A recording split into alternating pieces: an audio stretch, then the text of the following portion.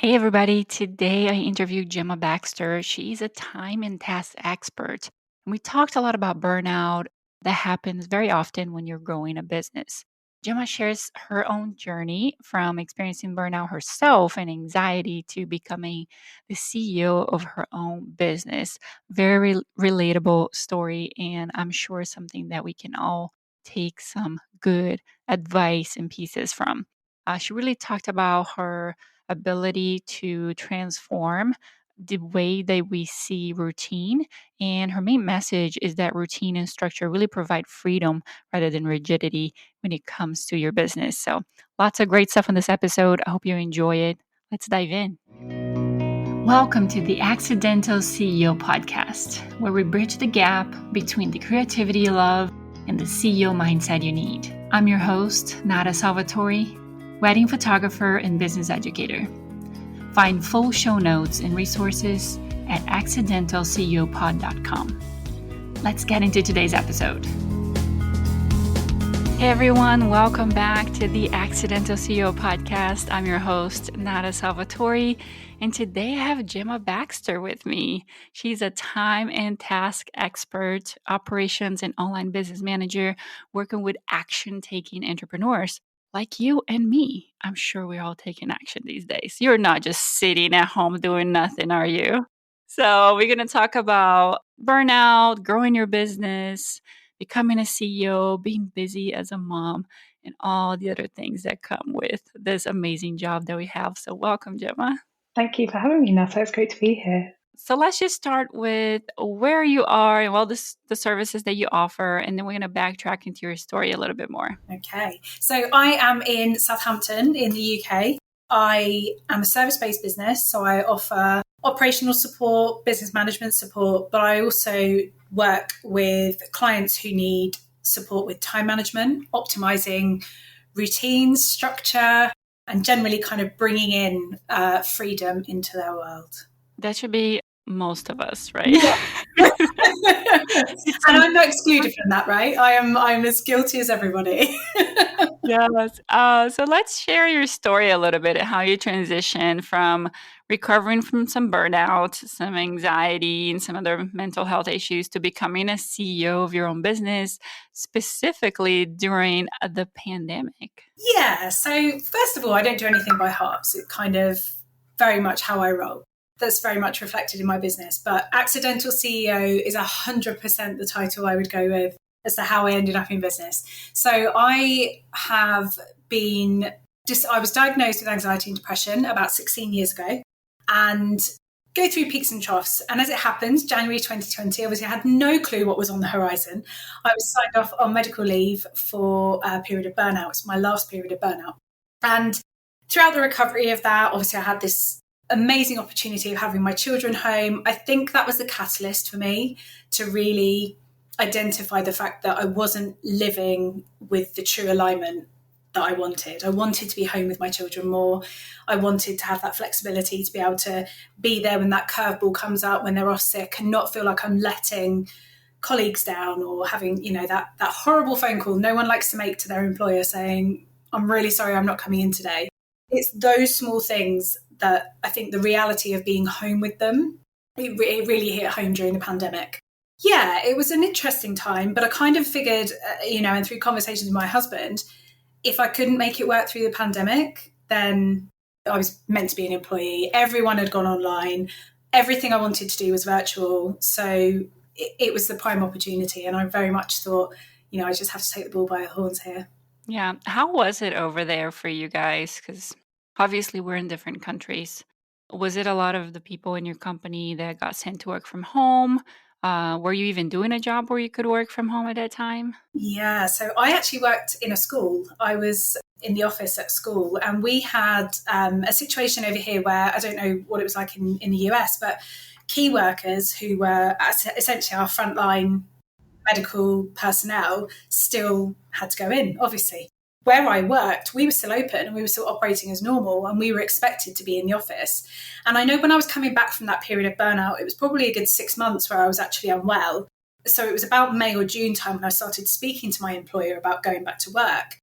And there was this, the anxiety that I was feeling was as high as it was when I was off with burnout. And that is not great. Like, the thought of being, I was customer facing. So the thought of being, in the front office and speaking to people, my anxiety was way up after spending 5 or 6 months of kind of getting it back down. And I remember trying to negotiate with my employer at the time, saying, look, I can do probably about 75% of my role from home. But it didn't work like that, because, there were teachers that were capable of being in, and that, there were so many other roles that were capable of being in, that I think it was misaligned for them to have flexed for me to be working from home. It was an interesting time, but I think because I was already dealing with anxiety, and then add on this added level of global pandemic and, not being able to speak to people and go near people for fear of getting sick, it just made things even harder. Yeah. Was there a reason why you chose that specific business line for you to start your own business? I've been in admin and operations for about 20 years. So originally, when I left school, I wanted to be a teacher. I thought that's what I wanted to do. I needed a break from education. So I thought, I'm going to go and slum it in an office for a year and then get back to my career plan. And actually, unbeknownst to me, I absolutely adored it. I loved being in an office environment. And I think when it came time to start my own business, it was a case of looking at what my expertise were and what I genuinely loved doing and bringing that together. But I was already doing what I love to do. It was just, I wanted to take it to a different level and, work with entrepreneurs and not to the tune of somebody else. I wanted to do it for myself. So a lot of us leave the jobs that we have, start this own company of ours, only to realize it really didn't give maybe the freedom that you were looking for and that extra time you were looking for. Were you able to build that environment for yourself on your new business, and how did you do that? Absolutely. So I started off with very good intentions, as we all do, and then I became fully booked. And so I extended and thought, I'm going to work more than 25 hours. And before I knew it, I was working 40 hours a week. I was actually working more in my own business, as we all do, than I did, since having children. So it was at that point, and I joke and say that I kind of burned it all down and started again. But that's when I looked at things and went, right, am I actually working with people I want to work with? Am I doing what lights me up? What needs to come first? Where does the priority sit? And it was very much this balancing act between raising my prices, making sure I was working with the clients that lighted me up, but also taking into account the balance of life. So yeah, there was a little bit of a time where things felt more pressured and more stressful, but I keep coming back to that why and why I'm doing it. And I think in doing that, it's meant that I don't tend to, she says, overcommit. And I'm quite rigid with that. I do try and hold my own boundaries really, really strong so that I don't slip back into that. I've been really militant. I don't work weekends. Absolutely flat out don't work weekends. Don't work computer, because if I start by just doing that social media post or just doing that thing, before you know it, it's a 7-day working week and we're better off employed. So no, I practice what I preach. And I think because time management and productivity is so important to me, actually embedding some of those systems has probably been easier than it may be for some other business owners. But as a people pleaser, it's really hard, right? Because we want to make everyone happy. So it's interesting. It's a challenge. Yeah. Have you found a secret sauce of balancing those demands of being a mom, wife, and a business owner without falling back into that burnout? Or you've had a few periods of where you found yourself back into that same spot and had to reassess things? Absolutely. So I'm really fortunate that I haven't slipped back into burnout. And this is the longest period where I haven't had an episode of depression or real anxiety flare up or burnout. So a big part is self-care. So before I plan anything else out in my week, my self-care goes in, and my commitments to my family, because they are my why. That's what keeps me healthy, and that's what keeps me going. So once the commitments for the children are in, once I know I've got my dance class scheduled and my 20 minutes to just sit in the garden and read a book, then I put in my work. And I think having my work come second to me means I have to put myself first. Mindset and self-care, they're the two biggest things that kind of keep keep me out of burnout, even if I'm going through a really busy time or I've taken on a project that I know that's going to kind of really stretch me to my limits. If I don't have self-care in and I'm not talking to myself kindly, then that's the fastest way to burnout. What are some of the things that you like to do for self-care? Oh, so I went through a period where I thought self-care was like, you have to be sat in the spa or you have to be meditating and across those positions. And so I've really been exploring and playing with a lot of this. And it very much varies on where I'm at in the seasons or how I'm feeling myself. So if I need a lot more intense self-care, it might be something like going and getting my nails done or going for a massage. But generally, it can be something as simple as just reading a couple of pages of my book or having a walk around the garden with the dog, taking the dog for a walk, sitting with the cat, just having a cuddle, spending time with the children. It's very much, I look at self-care rather than it being perceived as this, Instagram worthy thing. It's what do I need right now to fill my cup? What do I need right now that's going to make me smile and give me that sense of joy and purpose? And it really can be so many different things. I think at one point I was really busy doing something and it was just using my favorite hand cream, because that 5 minutes of just rubbing it in my hands and feeling good and smelling that smell, that was enough to just kind of fill me back up. But winter is very different to summer. So my winter self-care very much consists of watching Christmas movies and anything with snow in the background and sitting with the twinkly lights, whereas the summer is much more about the garden. I love that. So finding those little things that can help you with self-care. It doesn't have to be a big appointment somewhere. Just taking the time to really listen to yourself and your body and do something that is fun for you. So I love that. Thank you. And playing with it. That was probably the funnest thing for me, was like making a note. I'm going to try this week. And how did it make me feel? I love analytics and statistics and all things like that. So that lit me up just as much, but just kind of playing and going, did that give me enough this week to feel like I could achieve everything I wanted to achieve? And I've got it all written down in a notebook as well. So I have my toolkit. I call it my mental health toolkit, and it's there. So even if I'm having a moment where I'm like, oh, I don't know what I need, literally, I don't even have to think about it. I don't have to make a decision. It's all written down. I love that. I love that idea of writing things down as you try them, kind of maybe you can even grade them and how helpful they were and, Absolutely. giving you that energy boost that you needed and kind of get you back to a good starting point at work, and then just going back to that list whenever you need to find a fun activity. So I like that. What are some of the key systems and tools that you have implemented to manage time and tasks more effectively in your own business? I could go on a whole tangent here with tools and tech and all of the things, but I'm going to keep it really simple and I'm going to keep it to 3 things: routine, a notebook, and time blocking. So you don't have to be techie to do any of this, but for me, if I've got my notebook, I can brain dump, I can get it out of my head, I can close that loop. With my routine, it's really important that I have a kind of a structure and a way of doing things. I think it's very easy to think that if we have a routine, we're penned in and we can't flex and we can't change. But actually, I have essentially, and maybe it's just my operational brain, I have a standard operating procedure for how I create success in my day. And that's getting up, having a warm drink, taking a few steps, getting out in the sunshine. That routine is really conducive to me moving forward. My notebook, my routine, and time blocking, because time blocking means that I can make sure I'm allocating the right amount of time to everything that is demanding a piece of me. So super simple, super easy. You don't have to have any tech knowledge to know those, but those are definitely my core things. And I think without any of them, school holidays is a prime example. Routine goes out of the window, and that's when you start to literally, and that's when we start to see at home things are feeling more tetchy or a bit harder, or it feels like we're kind of plowing through treacle rather than things feeling ease and flow. So yeah, absolutely tried and tested, wouldn't be without them now. Do you time block time for yourself on your schedule too, or you do mostly work tasks? Everything. It has to be. So my morning routine is actually a block on its own, because I have my set routine.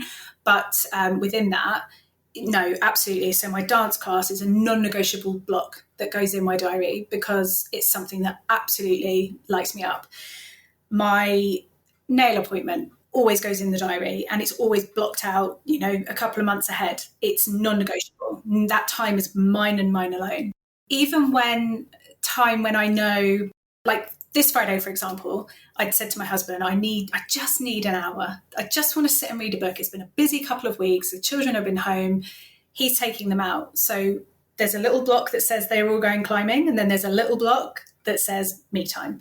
Absolutely non-negotiable. It has to go in. And I think it's very easy if we're only time blocking business, what you see is what you prioritize. So if we're only seeing business stuff in our diaries and there's nothing for ourselves, we're not going to put ourselves first, because it's not first and foremost, in the forefront of our mind. Yeah, I feel like a lot of people forget to put their own personal time in their schedules. And like you said, if it's not in front of your face, you're going to do something else. I tend to fill up any space that I have with more work, and because I do enjoy it, actually. I love sitting on my computer. We were talking this morning with my daughter about Mondays. They were talking about how everybody hates Mondays. And I'm like, I love Mondays. What are you talking about?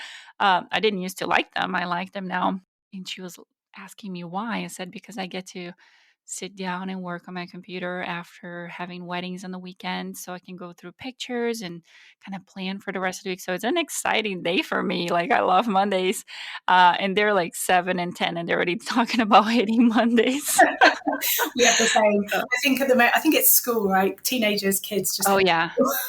My little one was like, well, we just get all excited on the weekend, and then we're playing around, and then our legs are really tired on Monday when we wake up to go to school. Totally the same in my house. Right? So, but I think people forget to block that time to take care of themselves, and that's when you see burnout happen, very often. And I think if I look back at the pattern of low mood, depression, burnout, it's when I've neglected myself. But ultimately, my business can't run without me. My children need me. There is everything in my life needs a piece of me. So if I'm not putting myself first, I have nothing left to give. And we all know the phrase, you can't pour from an empty cup. But it's when you actually start to really embody that I think the shift comes. And that's why, even implementing my boundaries is a form of self-care. So it's not necessarily a blocked out time, but being able to say no to a project, or going and meeting a friend for coffee on my personal day, like those boundaries are just as important as going to my dance class. I love that. You have a book, right? I don't have a book. I have an ebook. So it's a book, woman. It's a book. Yes, that's true. It has book on the name. It doesn't matter if it's online or it's on There's so many less pages. It's not thick. Like, I've got. Say it proudly. I have a book. I have a book. I have a book. There you go. You have a book. Tell me about your book. So I have so many ideas when it comes to helping people save time and systems and processes. It gets quite exciting, but it was getting to the point where I could very easily overwhelm people. So I figured I need to put down the 5 top tips that are going to help people save 5 hours a week. And so I populated it into my book.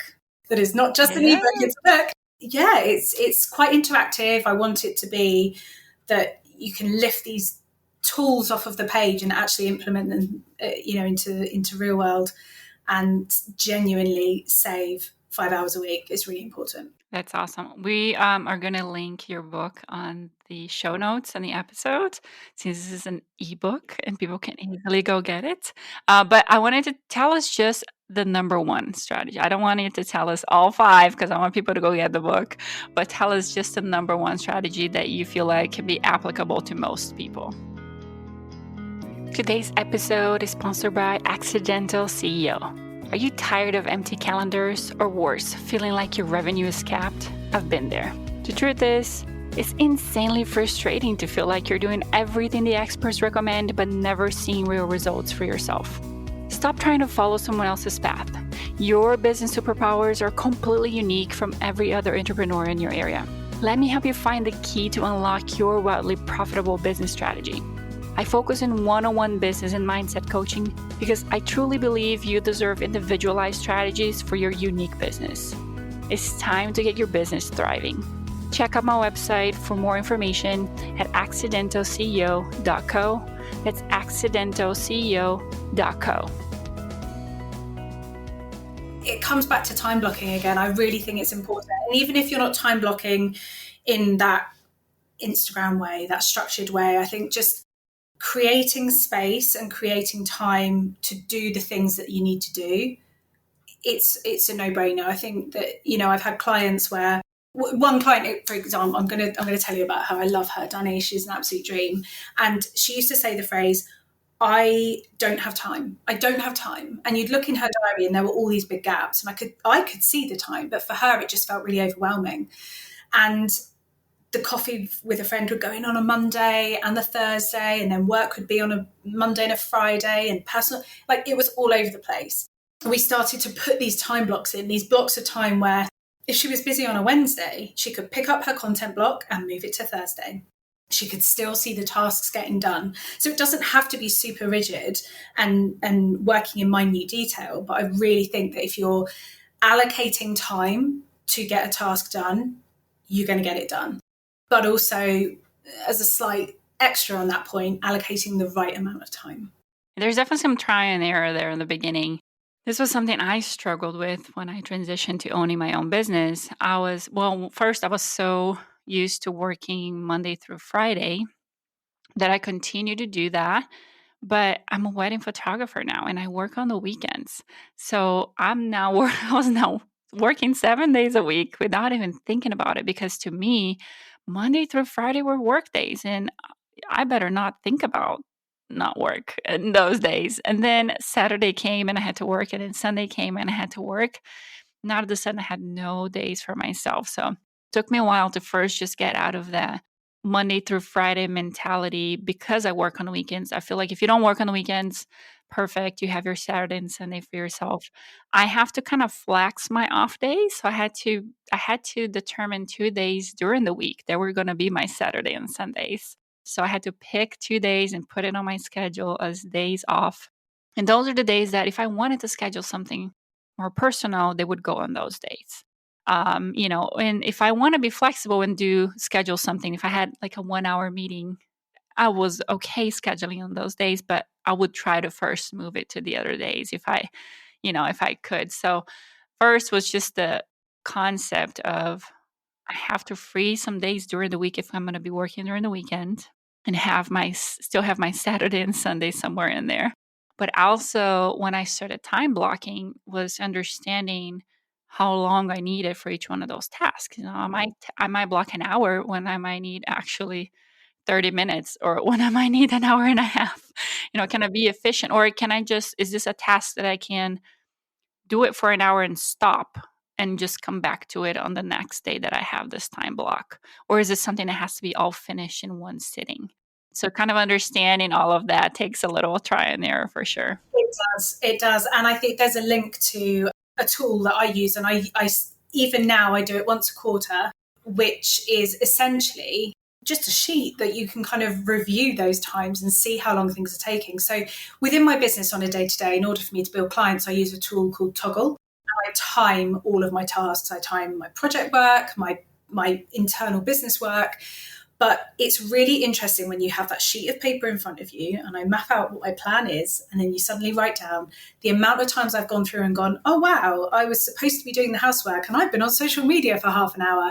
It really gets you to just get real with what's going on and not hide behind. I mean, like I say, I love the stats, I love the data. So for me, it was great kind of doing it like that. But it really forces you to get real on that. And I think even now, even working on a new project, sometimes timings aren't quite right, but you do, once you get a good basis for that, get a really good understanding, I guess, of how long things take, time blocking becomes so easy and so straightforward. You barely have to think about it.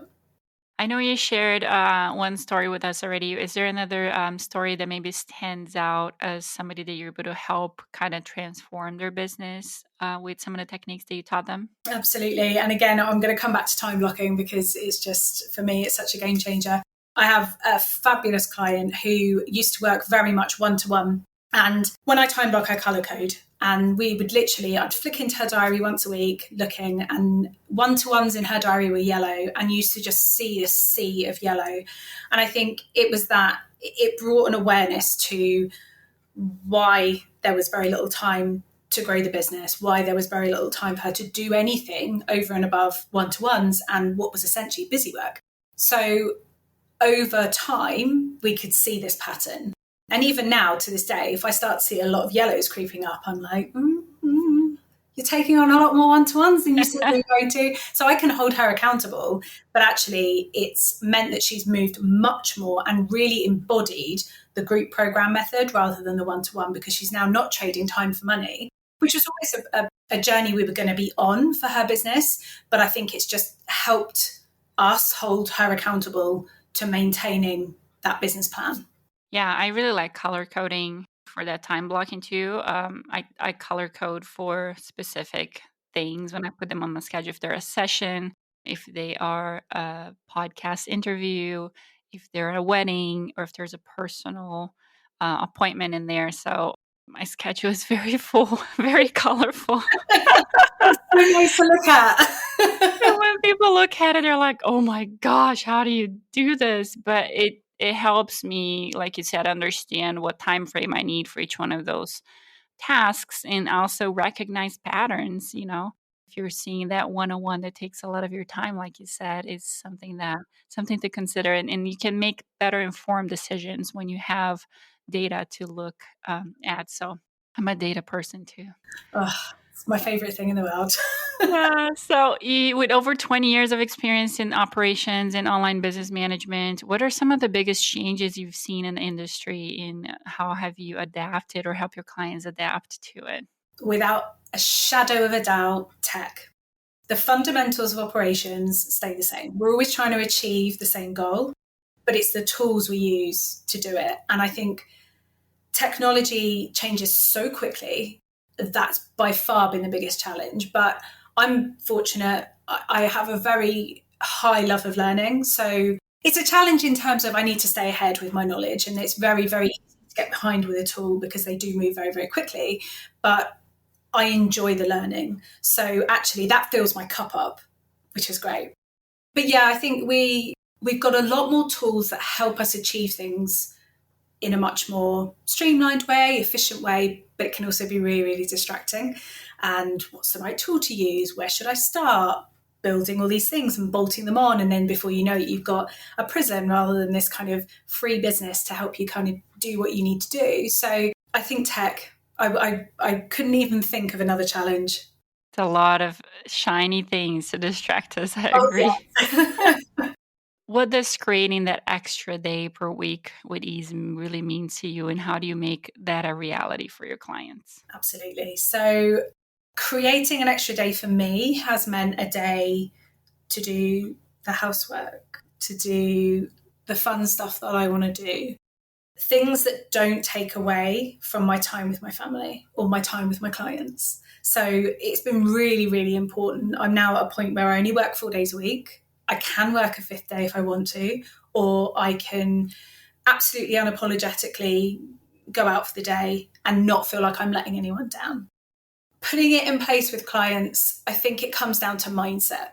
If you are of the belief, exactly as you were saying earlier, that you have to work Monday to Friday, then putting that in place is going to be really challenging. So it starts off working with the mindset, understanding the why behind it. When you've got a strong why, we all know you're going to move forward in a far more successful way.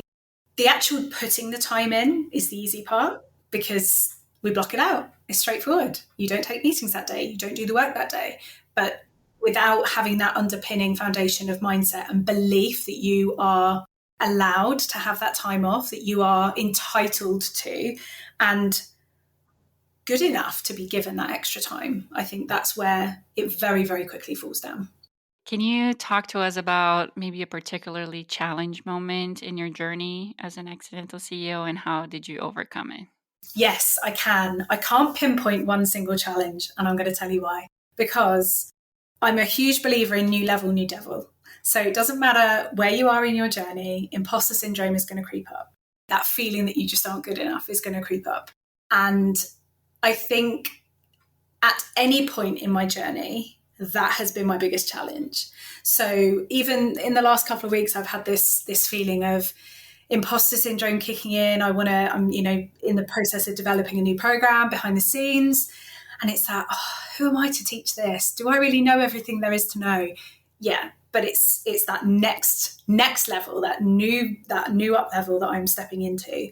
And it's the not knowing when it's going to hit you. I think it kind of pops in and you go, oh my goodness, okay.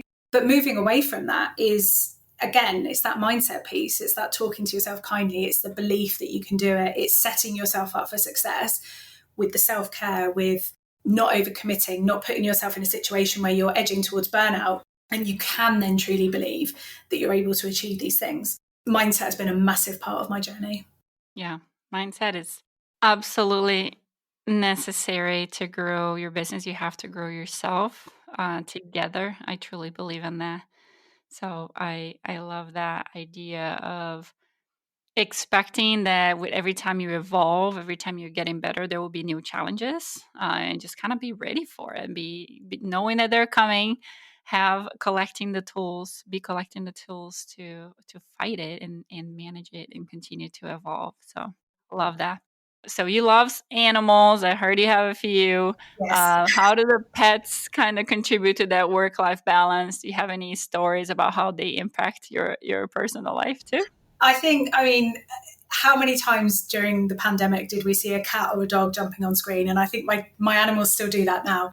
The main benefit to having my dog and my cats is when I'm walking around the house, because I work from home and I work on my own a lot, and I'm talking to myself, I can justifiably say I'm not talking to myself because they are listening. So I'm a little bit less crazy than people seem to think, which is great.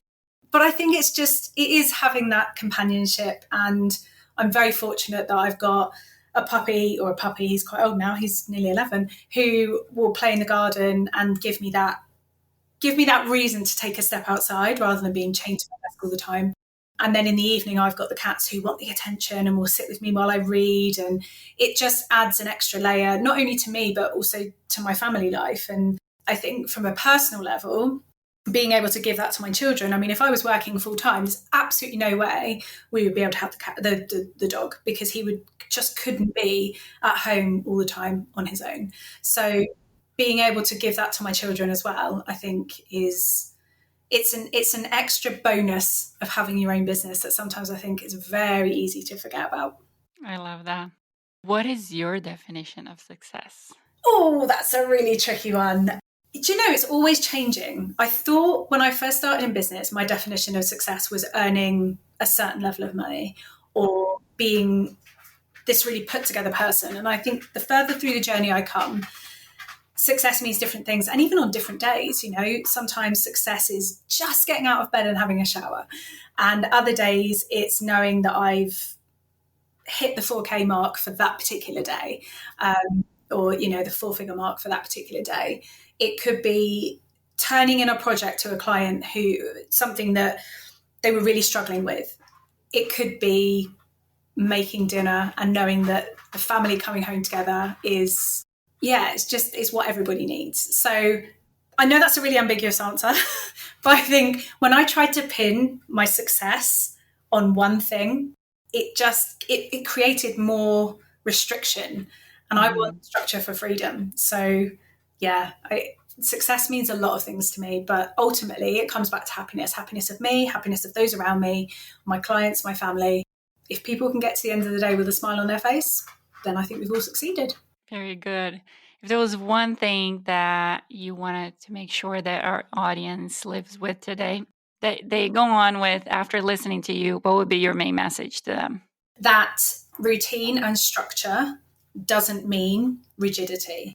Having a structure allows freedom, and having, in the same way that you wouldn't in your business fly by the seat of your pants, you wouldn't bring in team members and expect them to just know what's going on. You have some kind of standard operating procedure, that you can have that structure in your life, and it doesn't mean that you are completely tied and it's rigid. So structure is freedom. Thank you so much for spending the time with me and sharing some of your journey. Tell everybody where to find you and tell them the name of your book, Gemma. Your So book. this Reclaim 5 hours per week is the name of my book. And as I say, the link, thank you very much for dropping that in the show notes. I'm so grateful. Where do I hang out? I tend to hang out on Facebook and Instagram, but I'm going to be honest, I'm not a social dweller. I try and stay away from social media because it saps my time and makes me not very productive. So drop me a DM. I'm on Instagram at gb.vbm, or Facebook, I'm at gbvbm, or even get in touch by email, and either myself or one of my amazing members of the team will come back to you. Perfect. I really appreciate you sharing your story of how you went from burnout to a very successful business owner, all the strategies. I'm sure we got a lot of great tips from you today. Thank you so much. Thank you guys for hanging out with us this week, and we hope to see you next week on another episode of the Accidental CEO podcast. Bye. And that's a wrap for today's episode of the Accidental CEO podcast. Thanks for hanging out with us in the world where creativity and business strategy collide. I am Nata Salvatori, thrilled to have shared this time with you. Remember, every episode is a step closer to mastering the art of being an accidental CEO. So don't miss out. Hit subscribe, drop us a sweet review, and spread the word to your creative tribe. Your next big breakthrough could be just one episode away. Join us next time for more insights, laughs, and actionable tips. Keep pushing boundaries, dreaming big, and embracing the beautiful chaos of entrepreneurship. Here's to make magic happen in your business and beyond.